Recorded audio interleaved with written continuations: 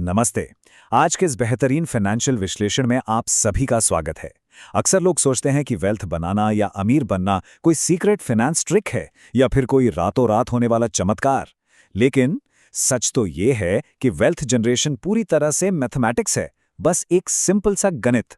आज हम इसी प्योर मैथमेटिक्स और उसे हकीकत में बदलने वाले 5 प्रैक्टिकल एसेट्स के ब्लूप्रिंट पर गहराई से बात करेंगे। आज के इस चर्चा का एजेंडा बहुत ही क्लियर है। शुरुआत करेंगे एक बहुत ही शानदार 732 रूल से। फिर इस गणित को असल जिंदगी में उतारने के लिए हम स्टॉक्स में इंडेक्स स्ट्रैटेजीज, फिक्स्ड डिपॉजिट्स की स्टेबिलिटी, रियल एस्टेट के लिए रीट्स, गोल्ड के साथ डाइवर्सिफिकेशन और आखिर में हाइब्रिड फंड्स को कवर करेंगे। तो चलिए बिना किसी देरी के शुरू करते हैं। सबसे पहले आते हैं हमारे उस कोर मैथमेटिकल रूल पर जो वेल्थ कंपाउंडिंग का असली जादू है, द मैजिक 732 रूल। अब देखिए, ये प्रोग्रेशन असल में कंपाउंडिंग की ताकत को दिखाता है। मान लीजिए आपको अपने पहले 50 लाख रुपए बनाने हैं, तो इसमें आपको करीब 7 साल का लंबा वक्त लग जाएगा। लगता है ना कि बहुत टाइम है, लेकिन असली जादू इसके बाद शुरू होता है। अगले 50 लाख बनने में सिर्फ 3 साल लगेंगे और उसके बाद वाले 50 लाख मात्र 2 साल में। ये कोई हवाई बात नहीं है। एल्बर्ट आइंस्टाइन ने ऐसे ही कंपाउंडिंग को दुनिया का 8वां अजूबा नहीं कहा था। समय के साथ आपका पैसा खुद आपके लिए कितनी तेजी से काम करने लगता है, ये उसी का सीधा सबूत है। लेकिन एक बात बिल्कुल साफ कर दूं, इस 7-3-2 प्रोग्रेशन को हासिल करने के लिए 3 चीजें बिल्कुल नॉन नेगोशिएबल हैं। मतलब इनमें कोई छूट नहीं मिलेगी। पहला, लगातार निवेश करने की क्षमता। मान लीजिए 10,000 रुपए हर महीने। दूसरा, कम से कम 10% का टारगेट ग्रोथ रेट। पैसा सिर्फ बैंक सेविंग्स में खाली पड़ा नहीं होना चाहिए। और तीसरा, जो शायद सबसे मुश्किल है, पूरे 15 साल का एब्सोल्यूट पेशेंस, यानी बिना डिगे टिके रहना। आपकी इन्वेस्टमेंट स्किल्स से भी ज्यादा आपका धैर्य यहां मायने रखता है। तो अब सवाल उठता है कि यह 10% की ग्रोथ आएगी कहां से? इसके लिए बढ़ते हैं हमारी पहली एसेट क्लास की तरफ, स्टॉक्स और इंडेक्स स्ट्रैटेजी। अब जिन लोगों को स्टॉक मार्केट बहुत कंफ्यूजिंग लगता है, जिन्हें समझ नहीं आता कि यार कौन सा शेयर खरीदें, उनके लिए इंडेक्स फंड्स एक अल्टीमेट लॉन्ग टर्म टूल हैं। और दिलचस्प बात यह है कि ये सिर्फ एक तरह के नहीं होते। हमारे पास मुख्य रूप से 3 ऑप्शंस हैं। पहला है ब्रॉड इंडेक्स, जैसे निफ्टी 50 या 500, जो बिना किसी टेंशन के पूरे मार्केट की टॉप कंपनियों को ट्रैक करता है। दूसरा है सेक्टोरल इंडेक्स, जैसे निफ्टी बैंक, जो सिर्फ बैंकिंग जैसी किसी खास इंडस्ट्री पर फोकस करता है। और तीसरा है थीमैटिक इंडेक्स, जैसे इंडिया कंजम्पशन थीम, जो डेमोग्राफिक्स और मार्केट के बदलते ट्रेंड्स के हिसाब से चलता है। अगर हम पिछले 21 सालों का ऐतिहासिक डेटा उठाकर देखें, तो इन ब्रॉड इंडाइसेस ने हमारे 10% वाले बेसलाइन गोल को बहुत ही आसानी से पीछे छोड़ दिया है। निफ्टी 50 ने 12.6% और बीएसई सेंसेक्स ने 12.5% के शानदार रिटर्न्स दिए हैं। वहीं निफ्टी 500 ने 13.3% के साथ थोड़ा और बेहतर परफॉर्म किया है, क्योंकि इसमें लार्ज कैप के साथ साथ मिड और स्मॉल कैप कंपनियां भी शामिल होती हैं। पर रुकिए, ग्रोथ के साथ साथ एक रियलिटी चेक भी बहुत जरूरी है। शॉर्ट टर्म में वॉलेटिलिटी, यानी उतार चढ़ाव आना 100% तय है। उदाहरण के लिए मार्च 2026 तक के डेटा के अनुसार निफ्टी बैंक ने 1 साल के पीरियड में लगभग 19.8% का नुकसान भी दिखाया था। इसीलिए ये बात दिमाग में बिठा लेनी चाहिए कि स्टॉक मार्केट 1 या 2 साल का गेम नहीं है। शॉर्ट टर्म के इन झटकों को सहने के लिए नजरिया 3 से 5 साल से ज्यादा का ही रखना पड़ता है। मार्केट की इस भागदौड़ और उतार चढ़ाव के बाद अब चलते हैं एक बिल्कुल अलग दिशा में, एब्सोल्यूट स्टेबिलिटी की तरफ। हमारी दूसरी एसेट क्लास है फिक्स्ड डिपॉजिट्स। एक वेल राउंडेड पोर्टफोलियो में एफडी ग्रोथ के लिए नहीं, बल्कि डिफेंस के लिए होती है। इसके 3 बहुत ही क्रूशल रोल हैं। पहला, अगर कोई शॉर्ट टर्म गोल है, जैसे 1 साल में कार लेनी है, तो वहां गारंटीड रिटर्न्स चाहिए। वो पैसा रिस्की मार्केट में नहीं जा सकता। दूसरा, ये आपके कम से कम 6 महीने के इमरजेंसी फंड को सुरक्षित रखने की बेस्ट जगह है। और तीसरा, जब स्टॉक मार्केट बहुत महंगा लगने लगे, तो कुछ पैसा निकालकर सेफ जगह पार्क करने के लिए एफडी बहुत काम आती है। और एफडी को इतना रिलायबल क्या बनाता है? वो है इसका रेगुलेटरी सेफ्टी नेट।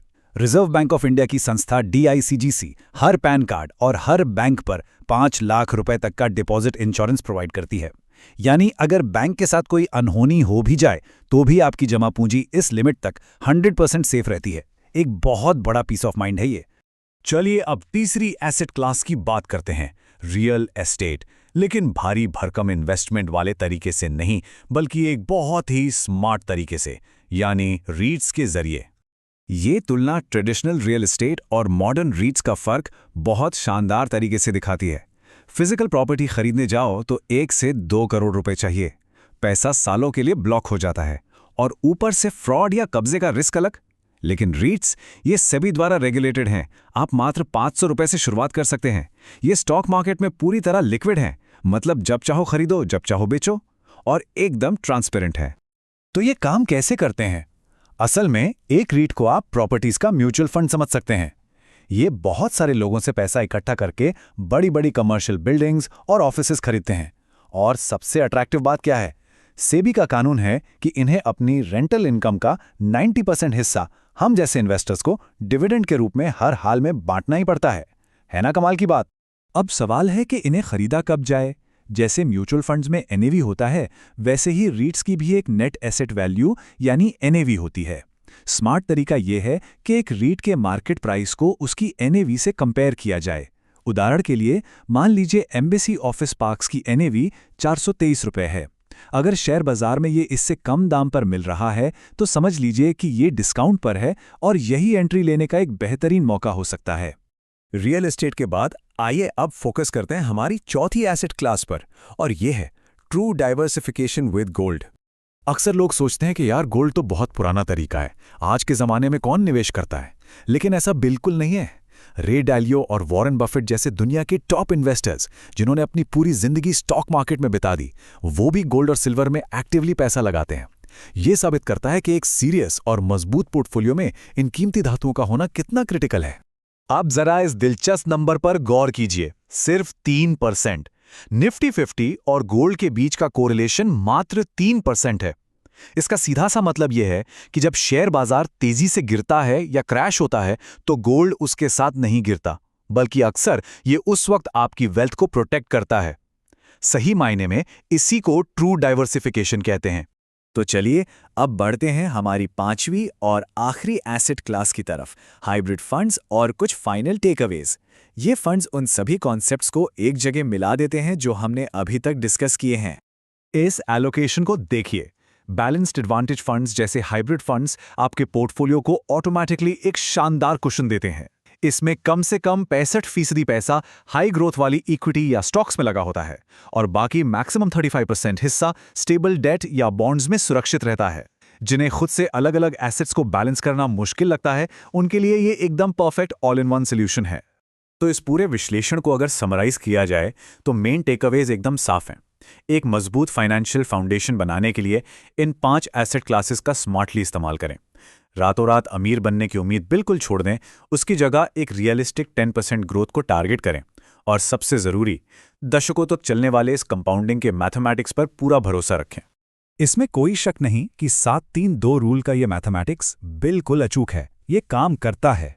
लेकिन अंत में एक बहुत ही ज़रूरी सवाल जो हम सबको खुद से पूछना चाहिए, क्या आज के इस इंस्टेंट ग्रेटिफिकेशन वाले दौर में इन्वेस्टर्स के पास वो 15 साल का एब्सोल्यूट पेशेंस मौजूद है जो इस वेल्थ ब्लूप्रिंट को असल में काम करने का मौका देगा? इसके बारे में ज़रूर सोचिएगा। आज के इस विश्लेषण में हमारे साथ जुड़ने के लिए बहुत बहुत धन्यवाद।